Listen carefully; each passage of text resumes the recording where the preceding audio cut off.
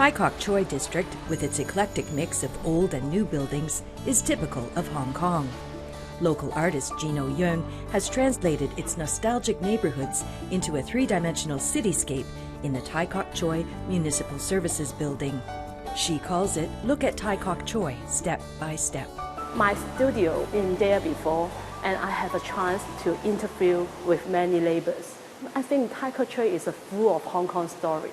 I want to use my photo and illustration to record this community. So I create this artwork. And you can see many elements in this artwork. You can sit down here and I make a few red chairs for the neighbor. And they can sit down here, feel this community, the development.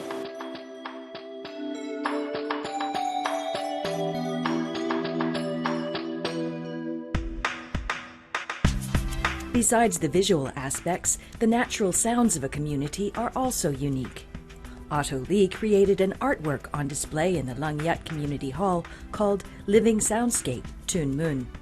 He recorded sounds in the district and transformed the resulting sound waves into a sculpture. I think the environmental sound is a reflection of our everyday life. It also reflects the city and the spirit of the city, the spirit of the community. So I try to visualize the sound and provide another angle for the audience to review and rethink what they experience in their everyday life.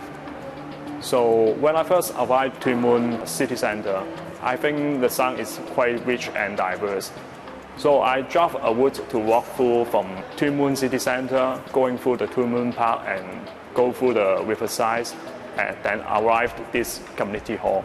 Through this 15 minutes of sound check, it records the different activity and different life of Tuen Mun people. Mr. Lee incorporates photos of Tuen Mun buildings and landmarks into the soundscape sculpture.